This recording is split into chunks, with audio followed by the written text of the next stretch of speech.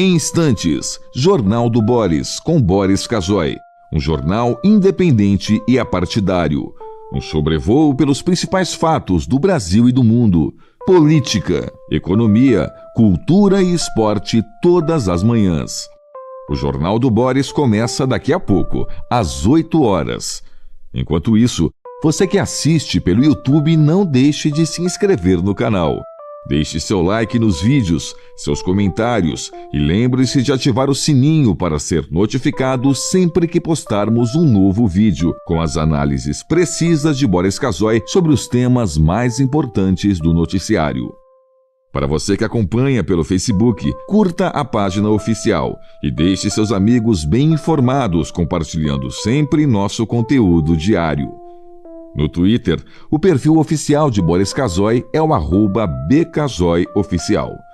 O Jornal do Boris começa já, às 8 em ponto. Você está convidado também a seguir o perfil oficial no Instagram, buscando por @Jornal do Boris Verdade. Lá você encontra fotos raras, objetos antigos da coleção particular de Boris Casoy e fica por dentro do cotidiano deste jornalista com mais de 60 anos de carreira.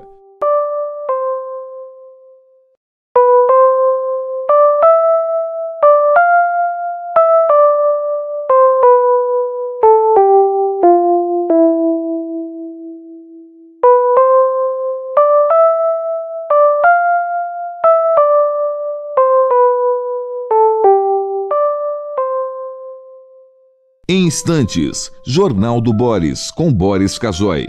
Um jornal independente e apartidário. Um sobrevoo pelos principais fatos do Brasil e do mundo. Política, economia, cultura e esporte todas as manhãs.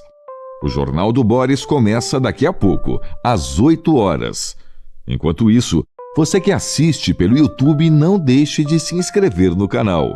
Deixe seu like nos vídeos, seus comentários e lembre-se de ativar o sininho para ser notificado sempre que postarmos um novo vídeo, com as análises precisas de Boris Casoy sobre os temas mais importantes do noticiário. Para você que acompanha pelo Facebook, curta a página oficial e deixe seus amigos bem informados, compartilhando sempre nosso conteúdo diário. No Twitter, o perfil oficial de Boris Casoy é o @bcasoyoficial. O Jornal do Boris começa já, às 8 em ponto. Você está convidado também a seguir o perfil oficial no Instagram, buscando por @Jornal do Boris Verdade. Lá você encontra fotos raras, objetos antigos da coleção particular de Boris Casoy e fica por dentro do cotidiano deste jornalista com mais de 60 anos de carreira.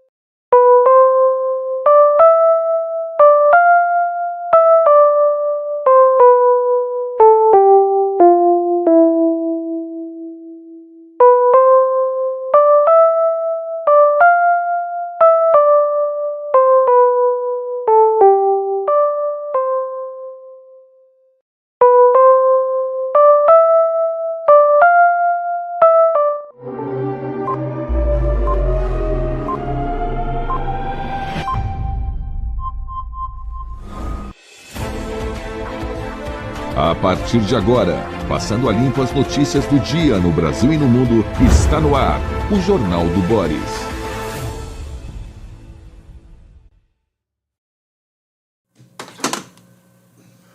Bom dia, muito bom dia. Está no ar o Jornal do Boris. O Jornal do Boris é um sobrevoo pelos principais acontecimentos do Brasil e do mundo a partir das primeiras páginas dos jornais. Tem muita notícia hoje, ao contrário da segunda-feira, que foi uma segunda-feira, já tem pouca notícia, foi uma segunda-feira mais vazia. Vamos para o Estadão. O Estadão tem uma foto aqui de primeira página que é o 3º aniversário da guerra na Ucrânia. Líderes europeus e o primeiro-ministro do Canadá, Justin Trudeau, foram a Kiev prestar solidariedade ao país. Está vendo? Mas nessa foto está faltando um representante norte-americano. Os Estados Unidos estão lenta e inexoravelmente se aproximando da Rússia, inclusive na questão ucraniana. Aparentemente, lembrando as divisões posteriores à Segunda Guerra Mundial, aparentemente as duas potências estão dividindo a Ucrânia entre si, pelo menos as riquezas da Ucrânia. A Ucrânia tem minerais preciosos para a fabricação de computadores, etc., etc., e Rússia e Estados Unidos armam uma situação para explorar essa região ucraniana, que é a região mais próxima à Rússia. Vamos ver o que vai acontecer, mas o quadro não é bom. Olha aqui o que diz o Estadão. Estados Unidos se unem à Rússia na ONU ao votar contra a resolução sobre a Ucrânia. Não tem nada com a foto diretamente, mas os Estados Unidos estão abandonando a Ucrânia. Talvez não abandonando, mas tem algo com a Rússia que chama a atenção. Os Estados Unidos se alinharam à Rússia ao votar contra uma resolução da Assembleia Geral da ONU que condenou a invasão da Ucrânia. Nos Estados Unidos, Trump recebeu o presidente francês Emmanuel Macron e ambos divergiram sobre a forma de encerrar o conflito. Quer dizer, a Europa, claro que o Macron foi lá com uma espécie de delegação da Europa, né, com uma procuração da Europa, para levar propostas ao presidente americano sobre como encerrar a guerra na Ucrânia. Pelo jeito, pelo correr da carruagem, a Ucrânia está estrepada. A Ucrânia está estrepada. Se Estados Unidos e Rússia, as grandes potências nucleares, grandes potências econômicas do mundo, se unem, saem de uma inimizade, de uma série de punições impostas sob o patrocínio dos Estados Unidos, imposta contra a Rússia, você imagina o que Rússia e Estados Unidos tramam sobre a riqueza da Ucrânia. Isso envolve independência, defesa e até sobrevivência. Vamos ver os próximos capítulos, mas eles não são dos melhores. E essa presença europeia de apoio à Ucrânia representa uma dura oposição da Europa às pretensões de Trump e de Putin. Quer dizer, não vai ser tão fácil assim, embora a força que eles representem seja uma força considerável. Mas essa presença desses líderes ocidentais em Kiev tem realmente um significado, né, de apoio praticamente inconteste, total, completo, a favor das políticas do presidente Zelensky pela incolumidade da Ucrânia. Isso tem muitas razões, especialmente essas que remetem ao passado. Putin representa uma ideia russa sempre de reestruturação, de recriação do Império Russo do passado. Por isso, os países, inclusive a Ucrânia, a Polônia, a Lituânia, Letônia, etc., Finlândia, têm medo, temem que a Rússia resolva trazer a história de volta para campos de batalha dentro da Europa. Não afastam essa hipótese. Não é imaginação, não. Eles têm essa hipótese como clara, por isso querem permanecer na OTAN, inclusive a Ucrânia. Inclusive a Ucrânia, que tem a infelicidade de ser vizinha total, né? Ter uma fronteira com a Rússia. Tem o futuro chanceler da Alemanha, está aqui, futuro chanceler alerta para o avanço da extrema-direita, está aqui no alto, no Estadão. Ele diz, Merz, ele diz, é o nome dele, ele diz que não vai fazer aliança com o segundo colocado, que é o partido da extrema-direita, que tem algumas cores nazistas, né? Chefiados por uma mulher, o partido é chefiado por uma mulher, Alice, e ela acha que não é democrático o fato de excluí-la de uma coalizão para governar a Alemanha, mas ele vai ao sacrifício, né?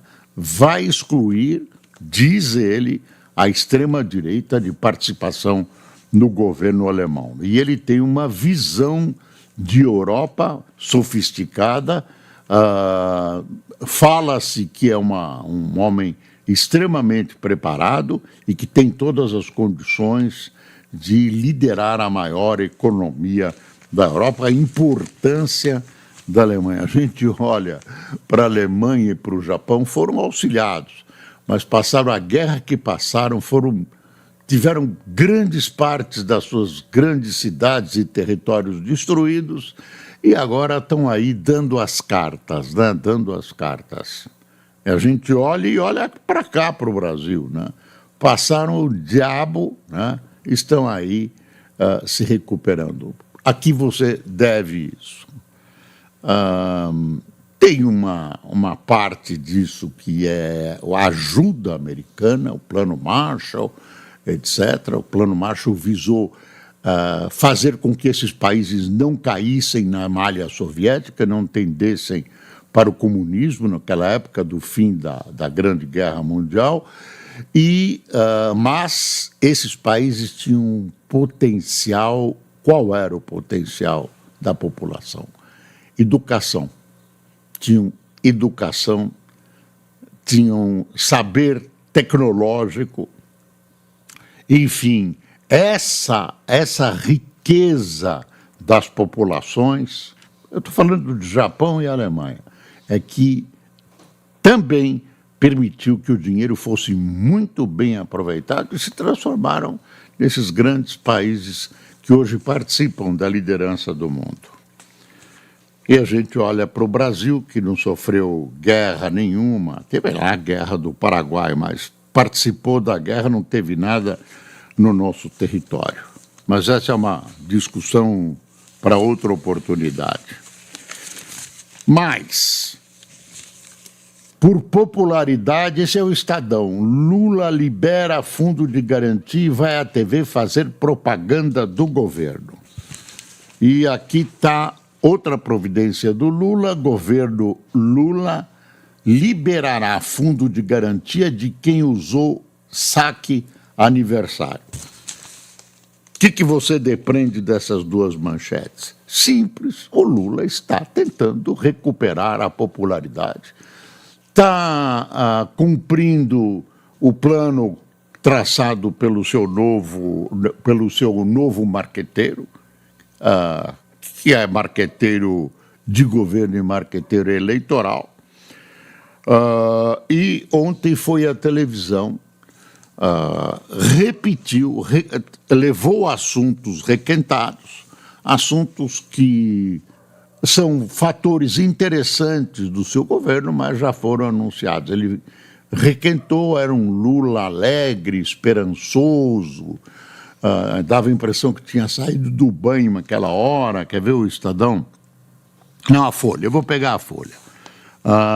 O governo Lula deve anunciar nos próximos dias a liberação do fundo de garantia de quem foi demitido e não pode acessar os recursos na rescisão por ter optado pelo saque aniversário, segundo 4 presidentes de centrais sindicais ouvidos pela Folha.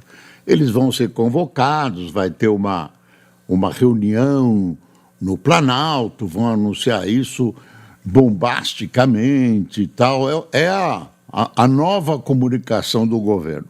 Mas, nesse caso, por exemplo, o pessoal da construção civil oficialmente já está reclamando, porque esse dinheiro do fundo de garantia tem um destino de financiar obras residenciais. E esse fundo, né, vai ser utilizado para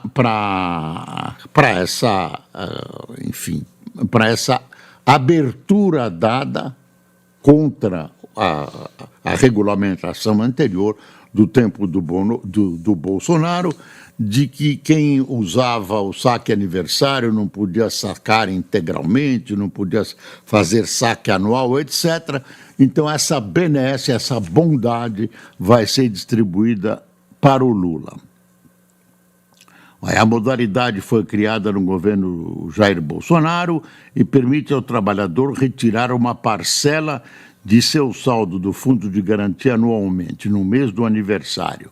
Impõe, porém, quarentena de 2 anos para saque e rescisão, que ocorre na demissão e disponibiliza todo o saldo do fundo. Então, essa dificuldade criada para acesso ao fundo foi rompida pelo Lula em benefício dos trabalhadores, em benefício próprio, que é para melhorar a imagem dele junto aos trabalhadores. Quer ver? Aqui o Estadão: por popularidade, Lula libera fundo de garantia e vai à TV fazer propaganda do governo. Aí, quer ver?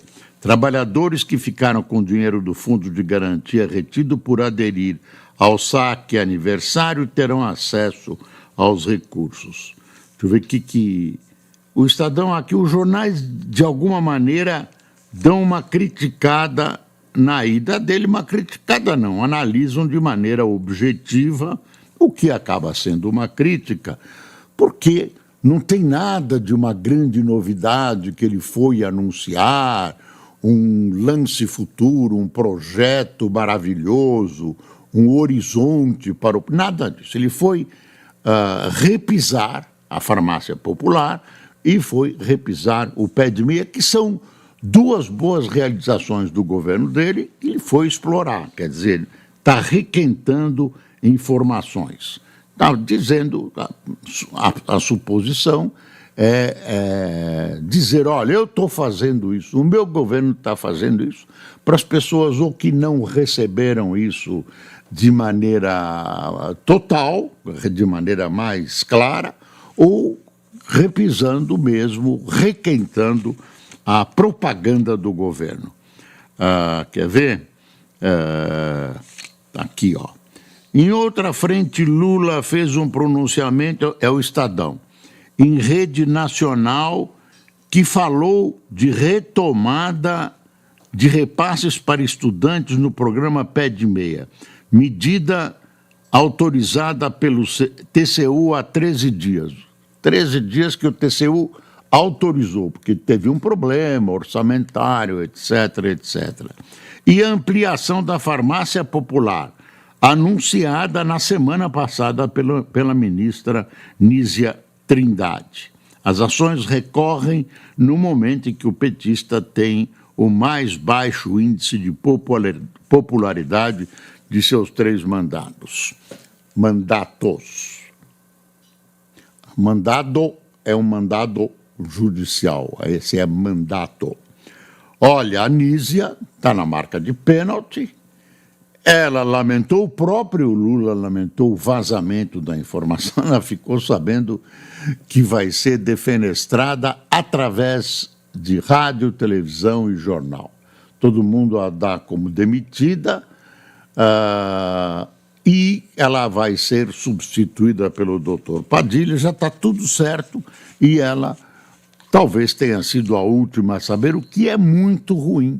A pessoa, e o Lula lamentou e tal. Foi o pessoal dele que confirmou isso para os jornais, que distribuiu essa informação em off. Eu não sei exatamente de que maneira foi, mas foi, né? Isso vem lá do Palácio do Planalto. Quer ver uma coisa aqui interessante? Aqui, ó, eu tirei do Estadão, ó. A Janja é um objetivo da oposição e de grande parte até do PT, que faz isso mais na calada da noite porque tem medo do Lula. Ministra afirma que interrompe a agenda para atender Janja e enrola Padilha. A ministra... Uma gravação em poder da Comissão de Ética da Presidência da República indica a influência da primeira-dama Rosângela da Silva Janja no Ministério das Mulheres e que como ela costuma ser atendida rapidamente. Janja recebe, segundo o relato da própria ministra Cida Gonçalves, um grau de atenção diferente de ministros do governo Lula que despacham no Palácio do Planalto. Aí tem uma coisa assim, quer ver uma frase? Olha a frase dela nessa gravação que ela diz que não se lembra, que foi informal. Olha, ela falando para o pessoal da assessoria dela, alguém gravou, uma sacanagem, mas está aí. Na hora em que estou com tudo organizado, o presidente chama, a Janja chama, o Rui Costa chama. Os únicos que eu consigo enrolar são Márcio Macedo e Alexandre Padilha, os únicos que eu consigo enrolar. A ministra não lembra, não sabe, não sei o que vai acontecer com ela, acho que não vai acontecer nada, mas mostra o grau de influência da Janja e a matéria atinge frontalmente a Janja e diz que a agenda dela, da ministra Cida, é um inferno por causa dessas coisas. Ela que diz isso. Tem uma coisa que saiu hoje que é uma pesquisa sobre estou procurando aqui, sobre o governo paulista. Quem são os candidatos, né, que já estão aparecendo? Olha, favorito à reeleição, Tarcísio lidera em todos os cenários em São Paulo. Levantamento sobre situação foi divulgado nesta terça-feira pelo Instituto Paraná de Pesquisas. Então, deixa eu ver se eu consigo ver aqui, ó. Como é que está?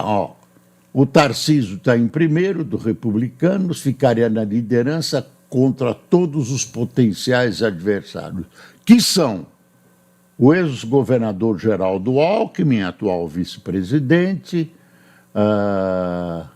Tarcísio ficaria com 37% contra 37,8% contra 24,7% de Alckmin. E depois vem Alexandre Padilha, do PT, com 4,8%, e com o prefeito de Santo André, Paulo Serra, do PSDB, com 3%. Se realmente, como parece que vai acontecer, Bolsonaro não puder participar das eleições de 2026, restará uma das... Ele será um grande eleitor, o Bolsonaro, mas ele fará alguma escolha e, portanto, essa escolha pode recair sobre Tarcísio. Agora, eu não sei se é vantagem para o Tarcísio tentar ele ser candidato a presidente, se esforçar para isso, quando ele tem, pelo menos do ponto de vista de hoje, uma garantia de que será reeleito governador de São Paulo. Ele vai ter que escolher e vai ser uma escolha difícil. Ele vai ser colocado, ele pode ser colocado num determinado momento para fazer essa escolha. Aqui tem uma notinha interessante. Olha a ação do novo presidente da Câmara, Hugo Mota. Mota quer ampliar Câmara para 527 deputados. Aí tem o pensamento dele. Penso que a solução seria um acordo combinado com o Supremo para que aumente a quantidade de deputados federais e ninguém perca. Olha, claro que as representações têm que ser proporcionais, não são. São Paulo perde, enfim, tem uma vasta história sobre isso. Ter uma proporção de representantes parlamentares ligados ao número da população, à população, ao número de habitantes da região. No caso, eu acho que tem que ter um teto, né? Não é um grande aumento, mas, por favor, né, gente, 527, a Câmara é importante, o Senado são importantes, o Congresso é um dos pilares da democracia, não tem dúvida, não tem nenhum, mas vamos manter isso dentro de uma determinada dignidade, né? Não aumentando os números. Não dá para aumentar números. Olha, tem dois editoriais do Estadão importantes. STF cria a Polícia Municipal. Aí tá. Pela Constituição, o policiamento ostensivo é tarefa da PM, mas o Supremo entendeu que a segurança pública está ruim e que é preciso dar poder de polícia às guardas municipais. E aí o Estadão fala em preparo, em como elas vão se entrosar com as outras polícias e tal. Eu sou contra a criação, eu sou contra. Eu acho que a polícia até podia ser municipal. Aí você cria uma polícia municipal. Agora, mais uma polícia para trombar com as outras. E o preparo que o Estadão é o preparo dessa polícia. Como é que vai ser? E o entrosamento, como é que vai ser? Eles vão poder prender, etc, etc. É uma coisa que passa um frio pela espinha, porque isso não é só São Paulo, Rio. Né? O Rio também está criando, né? O prefeito anunciou a criação lá de uma polícia. Por favor. E o grande problema é o seguinte, as polícias se trombam. Hoje, as duas que cuidam da segurança no Estado vivem trombando, não se comunicam, parece dois clubes de futebol, Flamengo, Fluminense, Palmeiras, Corinthians, uma coisa infantil e tudo. E tem um outro editorial do Estado advertindo para o desgaste material das Forças Armadas, dizendo que a necessidade de investir em defesa, os gastos com defesa no Brasil são disfuncionais e se contraem há décadas. O país é pacífico, mas se quiser se manter independente, num mundo mais perigoso, precisará se armar melhor. Falando em segurança pública, um dos jornais aqui revela uma história, sem dar nomes, de que um turista brasileiro também no Rio de Janeiro teve que se desviar de uma obra na Via Dutra e caiu naquela área de Israel. Israel favela, que as pessoas gostam de chamar de comunidade. Aí apareceu um pessoal, ele foi vendo um pessoal com fuzil na mão, tá, e um desses grupos de fuzil na mão ordenou que ele parasse. Claro, são donos do pedaço. Vai vendo, são donos. Ele se assustou, não parou, acelerou e eles atiraram no veículo dele. Atiraram no veículo dele, ele parou, ele foi ferido na perna, foi socorrido, etc, etc. Então, daqui a pouco vai precisar de passaporte para entrar, vai precisar de visto para entrar, porque é terra dessa gente. O Brasil tem que recuperar, de alguma maneira, a jurisdição sobre essas áreas que estão na mão do crime organizado. Que história é essa, gente? Cada vez mais, e a gente vai acostumando. Os jornais vão relatando como se fosse natural. Não é natural, não é uma coisa que a gente... não pode entrar naquela área, foi o aplicativo que conduziu e tal. Aí tem a Eliane Cantanhede relatando a guerra de narrativas que envolve o processo do golpe, Bolsonaro. No julgamento do golpe, há excessos de Xandão ou meros pretextos do bolsonarismo? Interrogação. São as acusações que existem contra o Xandão. E aí tem ex-vice acusado, Bolsonaro vai pedir anulação da delação de Cid por causa dessa, que eles chamam de ameaça. O Xandão está lá gravado, diz, olha, te dou a última chance de você falar a verdade, senão você, a sua família pode ser prejudicada. E aí a defesa do Bolsonaro diz que houve uma ameaça à família do Cid, que por isso ele foi coagido a falar o que eles queriam. Vamos ver como é que isso vai ser decidido. Estados Unidos se une à Rússia na ONU contra a resolução sobre a guerra da Ucrânia. Desculpe, gente, isso é uma vergonha. Em mudança radical na diplomacia americana, governo Trump rompe com aliados europeus e se alinha a países próximos de Moscou em votação na Assembleia Geral. Bancos querem dobrar limite para novos empréstimos a entes públicos. Estou dando uma passada geral. Brasil precisará passar por várias reformas da Previdência, diz Seron. Secretário do Tesouro destaca aumento do peso dos gastos previdenciários e chama atenção para o crescimento do BPC. Olha aí para onde a gente caminha. O que se fez agora foi alguma coisa, mas foi insuficiente. Vai ter que resolver essa questão previdenciária, que aos poucos vai engolindo o orçamento. Olha aqui, dona do iFood compra rival e cria gigante global de entregas.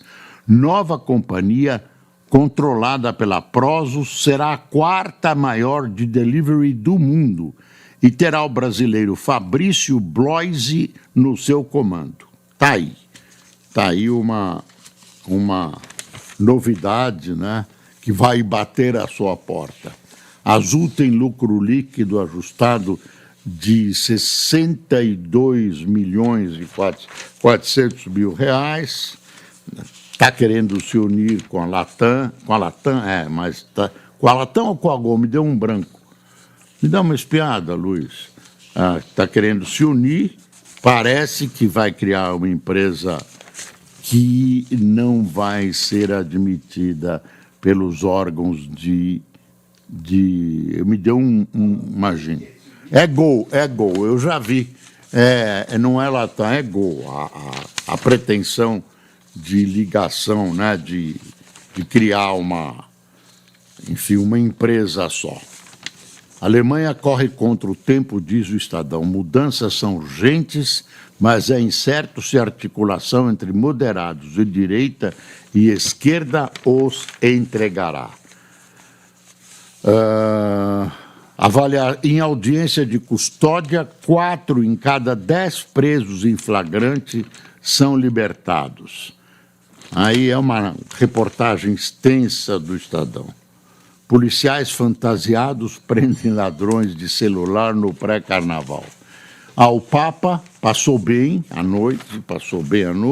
Ontem ele deu um telefonema para ver como vai a população de Gaza, etc., mas continua numa situação difícil. Quem tomou cafezinho conosco, café tá caro, mas a gente banca, sem auxílio público. O Jornal do Boris não aceita patrocínio público.